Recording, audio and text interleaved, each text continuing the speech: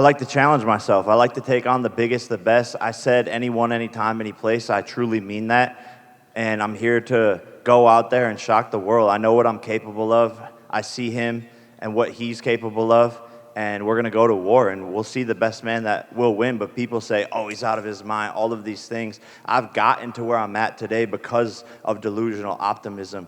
And so it's delusion until it's not, because look at where we're sitting today. No one ever thought that this would be possible, that we would be here when I first started boxing, and no one thinks I'm going to win. So join the list and be ready to be shocked. And so, Thank you for having me. Well, you got to give credit to Jake and his team. They reached out to me, to be fair, and it was a great opportunity for me.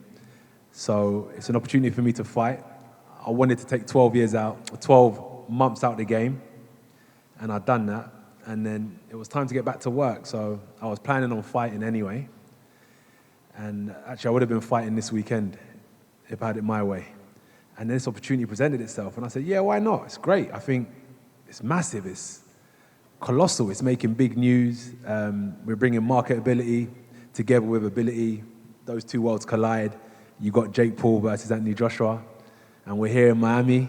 We're bringing Europe, Africa, Asia, Nigeria, the whole world together to watch this show on Netflix. It's going to be phenomenal, and that's how we ended up here, basically. Two guys that just want to put on a good show. Jake, the last time we saw this man compete, it was at Wembley Stadium fighting Daniel Dubois for the heavyweight championship. He's not someone who's past his prime. He's not someone who's over the hill. And yes, that fight didn't go his way, but he's still very much in the game. He's one of the best heavyweights in the world. What is it about his game, though, that makes you confident that you can shock the world and beat him? Yeah, look, he's one of the best heavyweights ever. But I believe that fighting a smaller man is oftentimes harder as a heavyweight because of the speed difference and because of the foot speed, because of the angles, because of the head being off of the center. And so all of that power is great, and he's knocked people out. I just have to avoid that one shot for 8 rounds, and I believe that I can do that.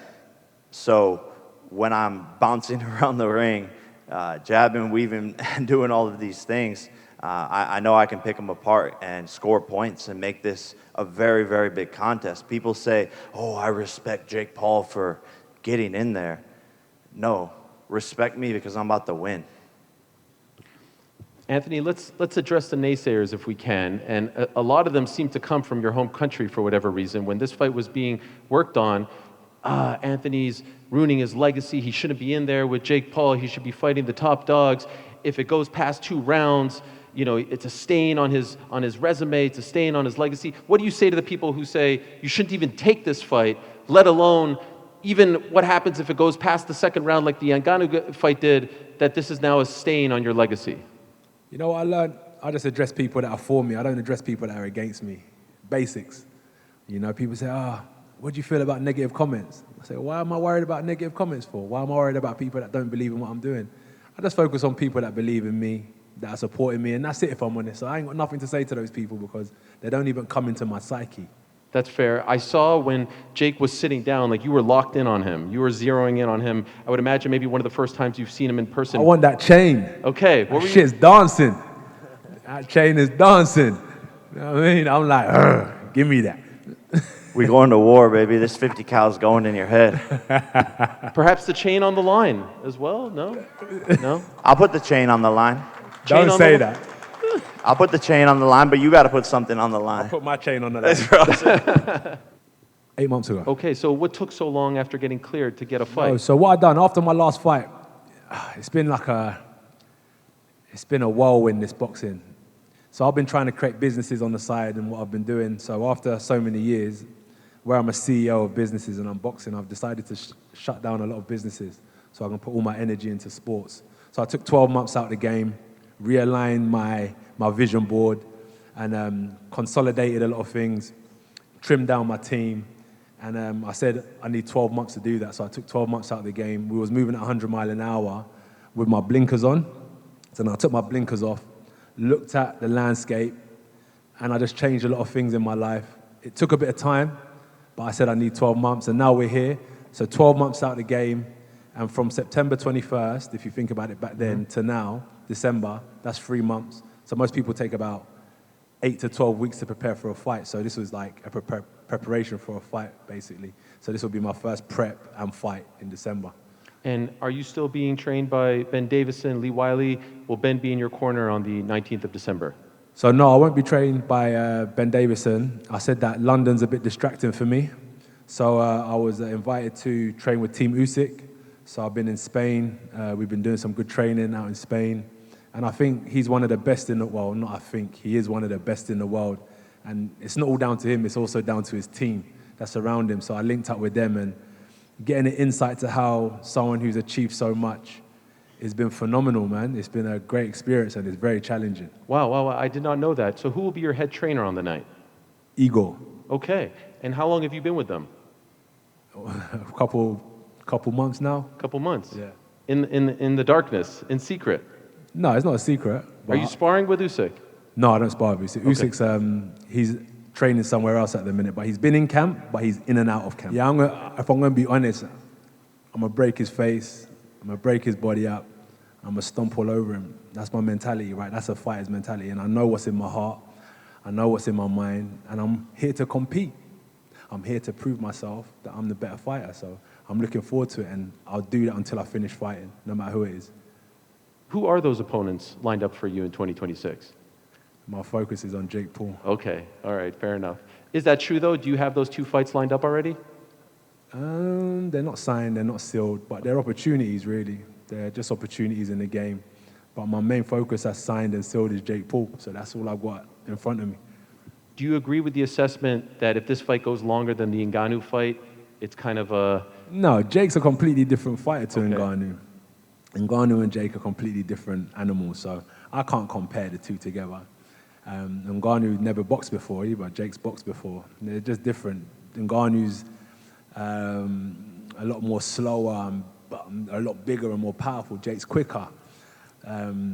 Jake boxes in a completely different style. Ngannou's more upright. He can does switches southpaw and orthodox. Jake doesn't really do that. They're completely different fighters, if I'm honest with you. So I'm not trying to compare.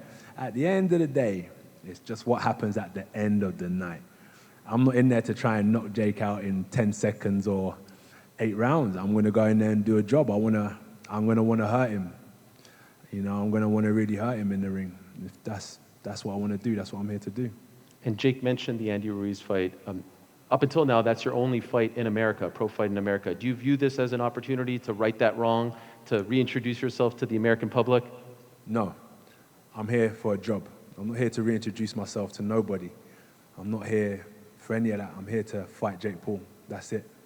I don't think it's necessarily fair to AJ. I just know that I have the power and the timing.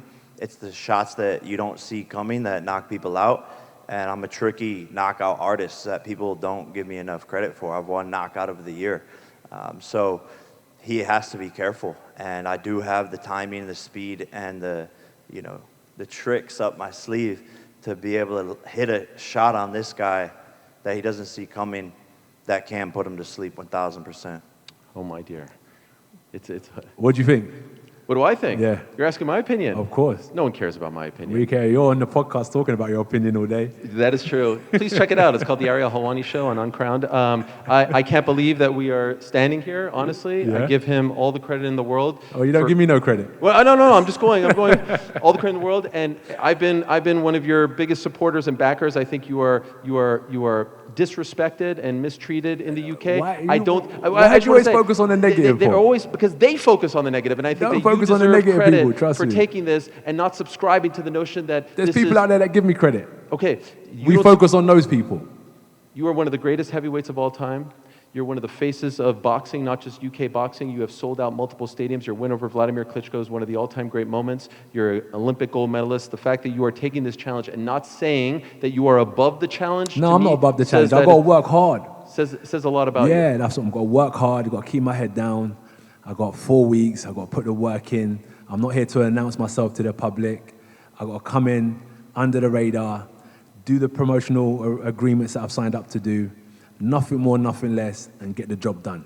That's what we're here to do. I do get worried, if I'm being honest, when I hear all this talk about February and fall. But Because that's we what see a good time and again in that's what a boxing. good promotional company should do. That's a why I good wanted to know manager if it was should in do. your psyche as well. No, it's not. A good promoter, a good manager should always have plans for the future. But from where I sit in my chair, on the general's table, I got a job at hand, and that's where my mind is. By the way, who was the opponent that you were supposed to fight this weekend?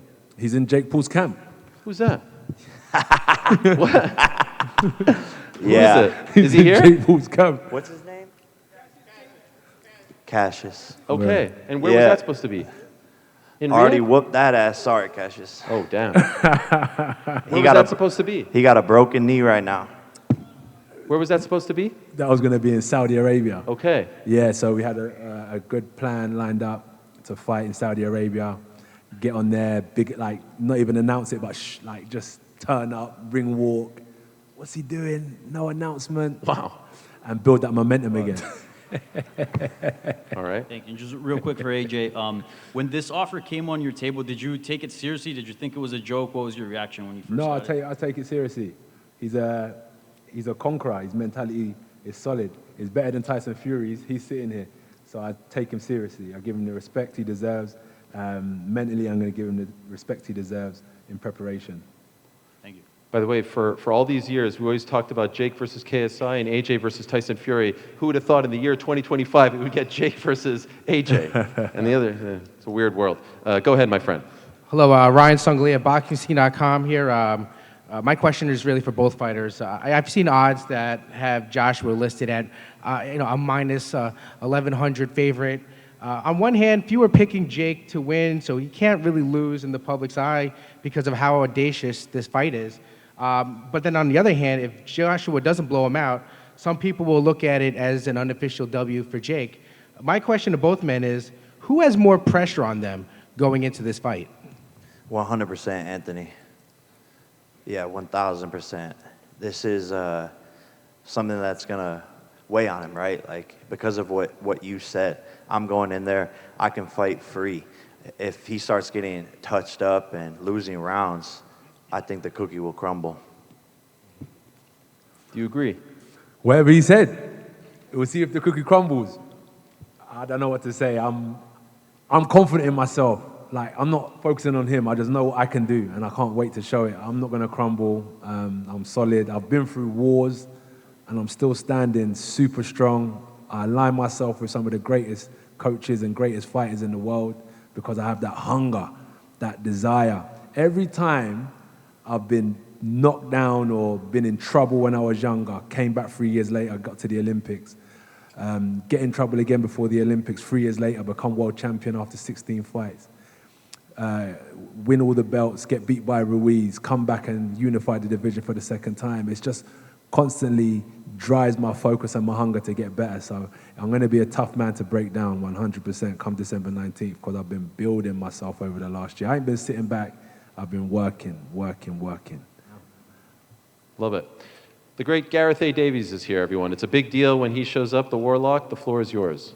Thank you, Ariel. Gareth A. Davis from the Telegraph Talksport. I'm out here just for Anthony Joshua. Came all the way. No, Thank I'm here. you so much. I'm One actually Brit. We brought one Brit. One Brit.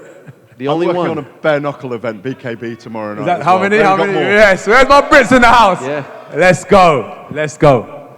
It's fascinating, Anthony, Yeah. to see you up there today. You Obviously miss me. We miss you all the time. Okay. The fascinating thing is how animated and how excited you seem to be about this opportunity. So can you verify for all of us watching and writing about you and broadcasting that you're actually taking this guy as seriously as you take any other heavyweight contender right now in the world? So, mimicking what you said, Jake is a serious fighter. Look at it this way. When I come into boxing, I walked in the gym with my cousin. I sat back for a few months and I said, I can do this. 3 years later, I was representing my country at the Olympics. He's been professional now, 4 years? 5, I do believe, right?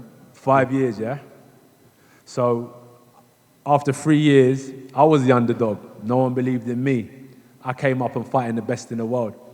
You can't underestimate anyone. You can't underestimate anyone. So I've got to take him seriously. And after a year out, as I said, I've changed a lot of stuff in my life, realigned my energy, got my focus back to where it needs to be, distance myself from a lot of distractions I was around, and I'm just fully channeled now, fully locked in. Have the boxing fans you've been speaking to since this was announced been telling you that you need to knock this guy out? Do you know what it is? I've seen it, I've heard it, but as I said to Jake, respectfully, I need to cut him up, and I need to break him up, and I need to hurt him, and that's just what we do. That's it. There's nothing more to it. Doesn't matter what anyone else tells me. What I feel in my heart is I need to do a job. And Jake, just one for you. Great to see you as always. So congratulations on probably the biggest challenge in your fistic career so far. What's fistic? Fistic. Okay, in your boxing career. You're the golden cockerel, as you call yourself, as well as the problem child. Talk about that delusional optimism. Do you really, truly believe that you can go in there and beat this behemoth from British boxing? Yeah, without a shadow of a doubt. 100%. Self-belief is the most powerful thing in the world. And it's been there since my first fight, my second fight. Wasn't supposed to beat Nate Robinson, Ben Askren, Tyron Woodley, the UFC champion with hammers in his fists. Not supposed to beat Silva, the list could, Mike Perry, the king of violence. All easy work. I know this is much more challenging, but I know what I'm capable of in the gym, and I know that my team knows what I'm capable of and entrusting in them, and this is going to be fun. I want him to cut me up. I want him to break my face, but guess what? He's going to have to kill me to stop me, and I'm ready to die, seriously ready to die in the ring to win this fight. Seriously ready to die. Seriously ready to die. We're all born to die, baby. Thank you very much, gentlemen. Cheers. Also want to let you know that there's an amazing undisputed bantamweight title fight on this card. The undisputed champion, Shernika Sugarneeks Johnson, representing New Zealand, going up against Amanda Gale, who had a tremendous win back in Montreal on the MVP card in September. That's an amazing fight on this main card as well. We'll go to our next question asker. Oh, where are we going? Here? All right. We'll go here. Hi, Jojo from Better Media here. This question's for Joshua. Oscar De La Hoya, Nate Diaz, and Tyson Fury all said that Jake is going to knock you out. Would you be willing to take the bet with Tyson Fury that's saying that Jake is going to beat you? No, I'm not worried about what Tyson Fury's got to say. That's what I'm saying. It ain't even about the money. I'm betting on myself. Yep. I'm focusing on myself. I'm fully betting on myself. I ain't worried about what anyone's got to say. He did say he's going to put £1 million on it. Would you be willing to take that bet with Tyson Fury? Respectfully, I'm not worried about what Tyson Fury's got to say, or I'm not here for any of that betting and nonsense. I'm here to fight, and that's all it is. Once I get the job done, I'm going to collect my check, cash it, and I'm going to focus on the next one. My bet is on me doing a number on him. That's all there is to it. Yeah. And for Jake, Tyson Fury's willing to put £1 million on you to win. How does it make you feel that his brother Tommy won't even fight you for $10 million? A lot of people in this sport, believe it or not, are actually bitch made. Anthony can attest to that. That's correct. That's why we're up here on this stage, because we're both always down to run it and throw hands. Tommy's, lost. He's a lost puppy. No one watches his fights. I'm the only thing that he's got, so he should be on his knees begging for the fight. We did offer him it, and he said he wanted more time. So we tried. We've been trying. Same with KSI. These guys just don't want to step up to the plate. I'm not afraid of anyone or anything, so I'll go to the bigger challenge, a bigger fight, and do bigger things with Joshua, and that's why we're here today. All right. Thank you, guys. You know how I know AJ's switched on? No AirPod. You've ditched the AirPod. Yeah, That's how I know you're focused. Have you seen the Open Shocks? Well, you had those, but you're not even listening to them, so it doesn't count. Yeah, exactly. We're locked Are you in. listening to anything? No, no. Okay, that's how I know. He's focused. All right, my man. How's it going, Jake, Anthony? Hello. I'm Travis with Weighing In with Travis Hartman. I actually fought Terrence Crawford in the pros, and I went the distance with him in a Wow. decision that I lost. So I respect what you guys. Thank you, brother. I Congratulations. appreciate Respect it. to you, bro. This Respect. first question is for you, Jake. Have you heard of a guy named Sam Gerard? No. Have you heard of a guy named Christian Solano? No. Derek Campos? No. John Medina? No. Billy Daniels? No. And the reason I ask that is because in Floyd Mayweather's 14th pro fight, he fought Sam Gerard. Canelo fought Christian Solano. Terrence Crawford fought Derek Campos. Muhammad Ali fought Billy Daniels. In your 14th pro fight, you're fighting Anthony Joshua.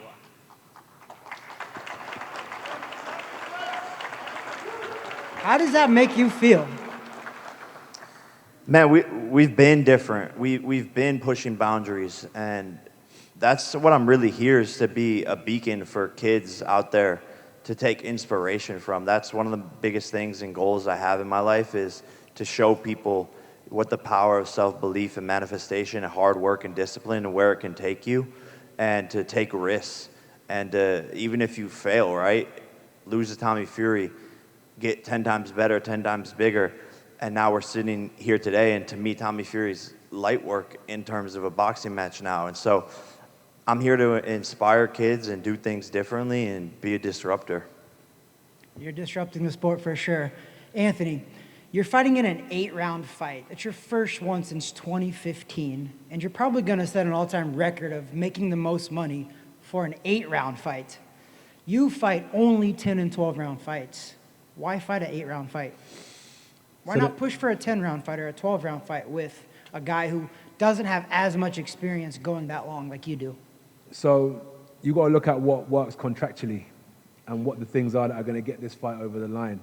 Whether it was 8, whether it was 10, whether it was 12, whether it was 6, I don't really have any complaints as to what was presented to me. My focus was who, when, and where. Everything else after that is going to get taken care of by the good people I have around me. So for me, 8 rounds is here nor there because it's the same. The minute the first bell goes, it's just as dangerous as the 12th round. Do you know what I mean? So I've got to just stay focused and switched on for the duration of the fight. So it doesn't really matter how long it goes for. I've just got to be switched on for as long as it lasts. Do you think if you don't knock him out, that's considered a loss for you? Win or lose, if you don't knock him out, do you think that's a loss for you? Are you asking for me or are you asking for you? Well, both. But in your opinion, if you go 8 rounds and win a decision against a guy who's only had 13 pro fights, It's no. It's not that. That's what I'm saying. That's for you. Are you asking for me or are you asking from your perspective? Yours. I mean, from your perspective. From mine? Yeah, is it a win for it's- you if you just beat him, No. or do you need to knock him out? I need to knock him out. I like that. Why did you stop fighting? What? Why did you stop fighting? I got 3 kids. Yeah, focus, priorities. I got 46 pro fights, 170 amateur fights. I might get I you in wanted for to some start sparring. a podcast because I love doing this. What's that? I might get you in for some sparring for Jake. By the way, Jake, you brought in Shakur Stevenson to help you prepare for Thank you. Tank. Are you bringing in any notable big men to help you prepare for AJ? Yeah, we're talking to some big guys that people know the names of and figuring out their schedules and aligning with them. But yeah, bringing in champions for, Any names for this you could to share? prepare. Okay, cool. For me personally, I'm very durable. I'm going to come forward and I'm going to impose myself. I'm going to land heavy punches and I'm going to make sure I'm going to expose him to certain tricks in boxing that he may not have seen yet. And I'm going to bring him to another school of boxing that I don't think he's been exposed to yet. So there's a few tricks I have up my sleeve to show Jake December 19th. Yeah, quick, fast, great footwork, big chin, take shots, big heart, lion-hearted, sneaky knockout punches coming. Lots of great work to the body. People underestimate my jab. So, yeah, and I think he says I haven't seen those tricks, but I'm in there with champions, you know, sparring, Shakur, all these people, bringing in world champions. So he's got to be ready, and I know he will be, and that's what I like. Now, Jake, I've known you since your first day in a boxing gym pretty much. All these twists and turns, if you do pull this off, and respect the judge, obviously he's a legend, is this the biggest upset in boxing history? For sure, neck and neck with Tyson and Buster, right up there.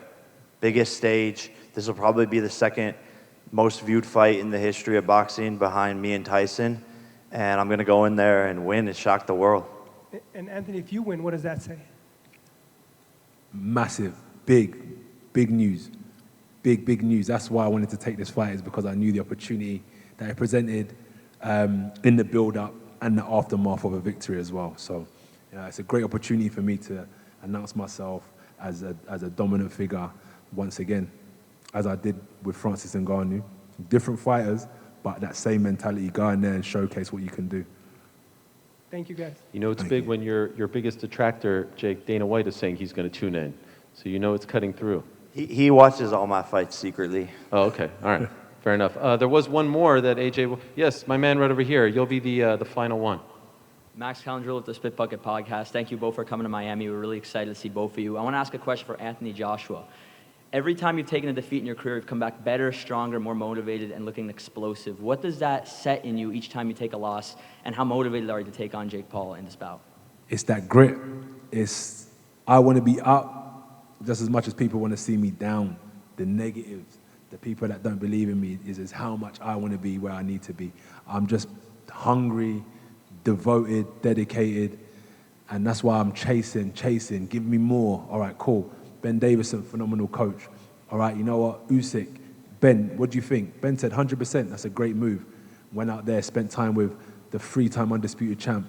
They're killing me, drilling me, but this is where I need to be. And that's how serious I'm taking Jake. Respect to him. I'm not only fighting Jake, I'm fighting his mind, the psychological aspect of Jake that I need to break. A man who believes in himself. They say he's delusional. I've got to break that delusion and bring him down to a reality check. Make him have a reality check in the ring. And quick question for Jake. You know, you switched.